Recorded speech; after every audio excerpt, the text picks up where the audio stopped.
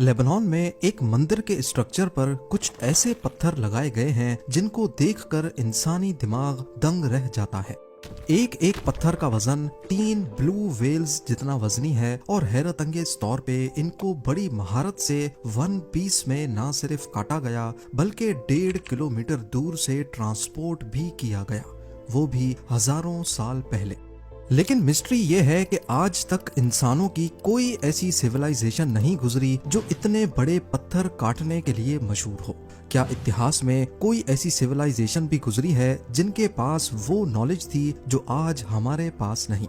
इन पत्थरों की जांच पड़ताल के लिए जर्मन आर्कियोलॉजिस्ट की एक टीम ने पत्थर की उस कान पर एक्सकवेशंस करना शुरू की जहां से ये पत्थर लाए गए थे। वहां आज भी एक इनकम्प्लीट पत्थर मौजूद है जिसका वजन 1200 टन बताया जाता है, यानी करीब 4 बोइंग 747 जितना। यहाँ खुदाई करने के बाद आर्कियोलॉजिस्ट को जमीन के अंदर कुछ ऐसे सबूत मिले जिन पर यकीन लाना काफी मुश्किल है। लेबनान की बिका वैली के ईस्ट में बालबेक नामी शहर है जहाँ रोमन एम्पायर के कुछ खंडरात को दुनिया भर से लोग देखने आते हैं। पर मजे की बात यह है कि ऊपर से दिखने वाले ये खंडरात बने तो रोमन एम्पायर के दौर में थे, लेकिन इसके नीचे आर्कियोलॉजिस्ट को कुछ ऐसे सबूत मिले हैं जिनका रोमन एम्पायर के साथ कोई कनेक्शन नहीं है, कम से कम अभी तक तो नहीं। यहाँ एंशियंट रोमन्स का बनाया गया एक मंदिर है जिसे टेम्पल ऑफ जुपिटर कहा जाता है। ये मंदिर आज भी रोमन एम्पायर के आर्किटेक्चर और उनके हुनर की आला तरीन मिसाल है।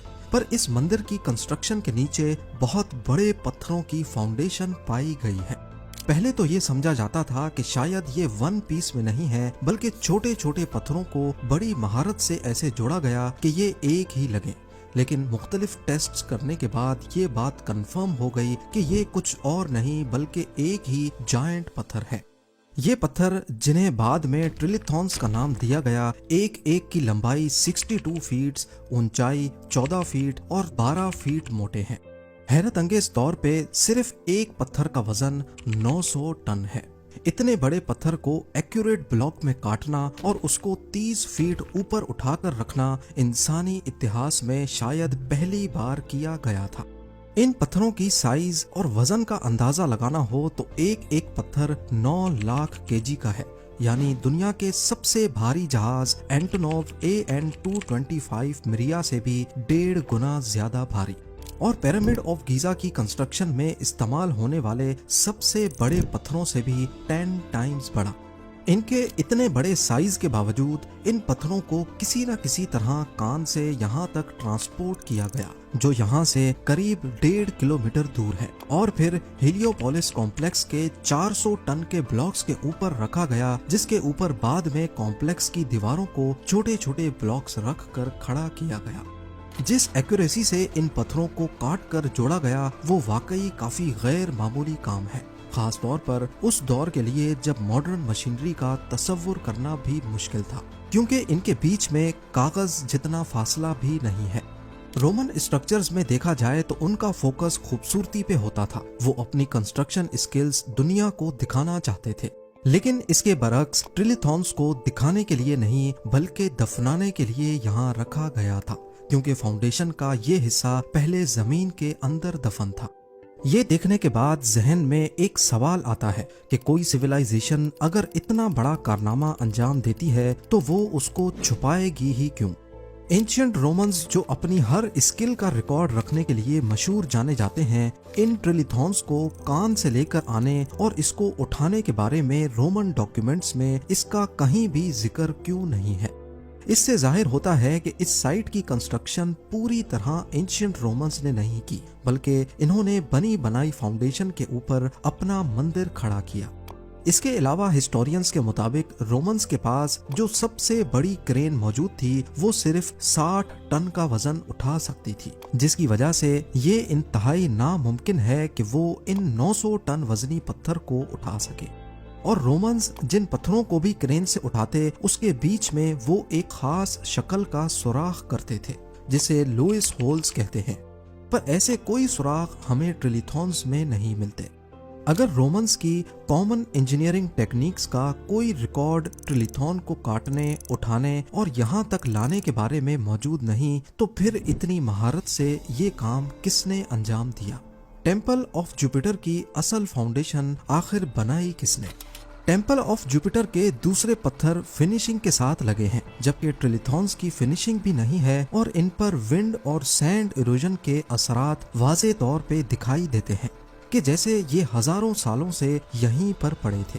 कई हिस्टोरियंस का ख्याल है कि इन सब चीजों को नजर में रखते हुए ट्रिलिथॉन्स रोमन एम्पायर के दौर के नहीं, बल्कि ये 12,000 साल पुराने हैं, यानी रोमन एम्पायर से भी 10,000 साल पहले। जो काम आज के मॉडर्न दौर में करना भी नामुमकिन समझा जाता है, वो उस वक्त आखिर किस सिविलाइजेशन ने और कैसे किया? ये एक ऐसा राज है जिसके बारे में आर्कियोलॉजिस्ट अभी तक कुछ नहीं बता सके। बालबेक में सिर्फ यही ट्रिलिथॉन्स नहीं है जो इंसानी दिमाग को चकरा कर रख दें।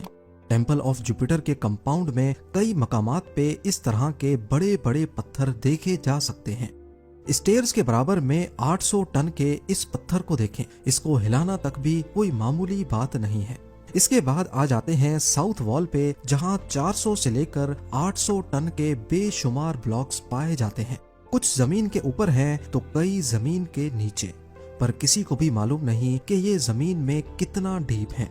इसके बीच की फिटिंग बड़ी सफाई के साथ की गई है और बॉर्डर पे बनी ये लाइन 1 मिलीमीटर से भी छोटी है।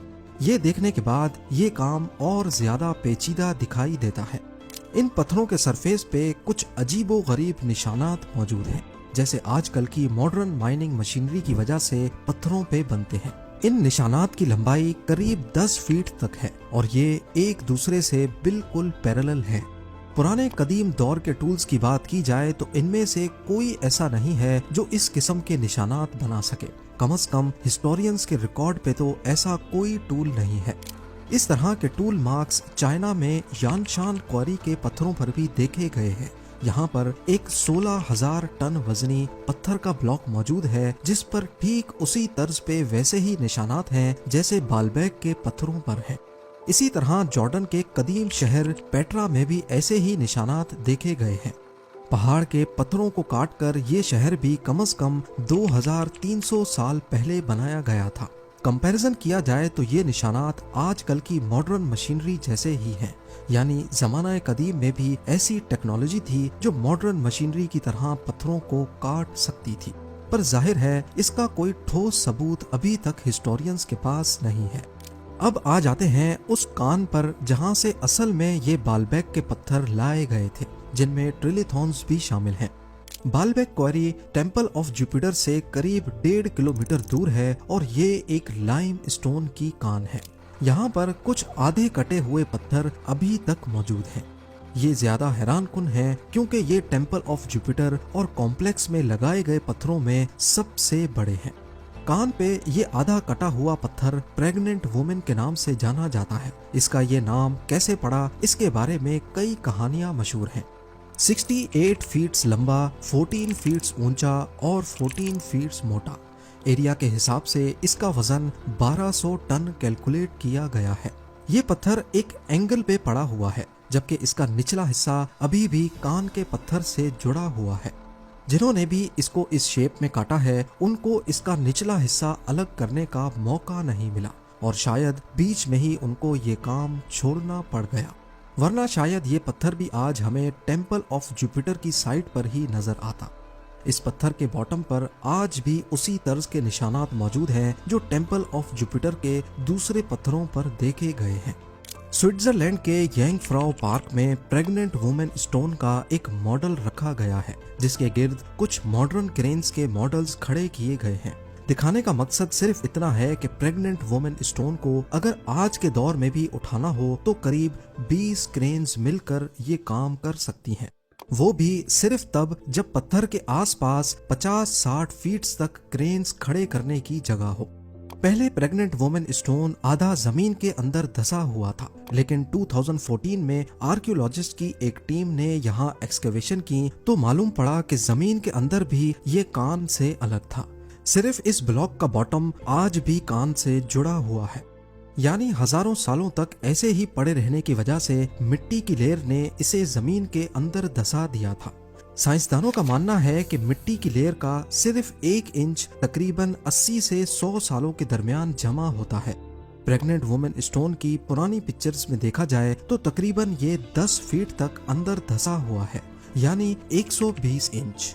लिहाजा अगर 1 इंच 80 साल के बराबर है तो 120 इंच जमा होने में 9600 साल लगेंगे, लगभग 10,000 साल।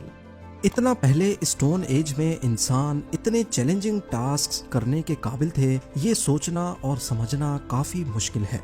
2014 में जब इस पत्थर के लिए एक्सकवेशंस की गईं तो एक और हैरानकुन चीज सामने आ गई, एक और छुपा हुआ पत्थर।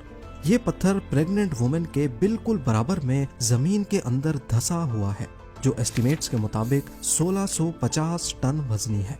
फॉरगॉटन स्टोन के नाम से पहचाना जाने वाला किसी भी कान से निकाला हुआ ये दुनिया का सबसे बड़ा पत्थर का ब्लॉक है। ये तो सिर्फ ब्लॉक का वो हिस्सा है जो ऊपर ऊपर से ही नजर आ गया। कान के अंदर कितना डीप और क्या क्या छुपा है इसके बारे में फिलहाल कुछ भी नहीं कहा जा सकता। ये पत्थर आज के साइंटिस्ट्स, जिनमें इंजीनियर्स और आर्कियोलॉजिस्ट भी शामिल हैं, के लिए एक मिस्ट्री बना हुआ है।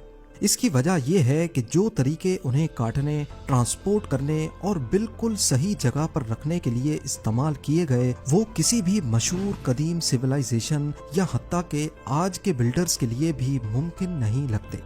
इसके अलावा इस कान से बाल्बेक तक का सफर पहाड़ की वजह से ना सिर्फ ऊपर की तरफ है बल्कि काफी खुरदरा भी है। ऐसा कोई सबूत भी नहीं मिला कि कदीम दौर में इन पत्थरों की ट्रांसपोर्ट के लिए कोई सीधा रास्ता बनाया गया हो जिससे पत्थरों को खींचना आसान होता हो। ना सिर्फ इतना, बाल्बेक की साइट पर ये बोझल पत्थर पहुंचाने के बाद इनको इतनी बारीकी से कैसे उठाया गया होगा।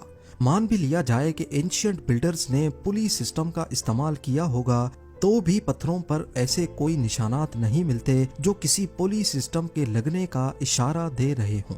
बाल्बेक के ये देव कामत पत्थर हमें एक कदीम सिविलाइजेशन का इशारा देते हैं।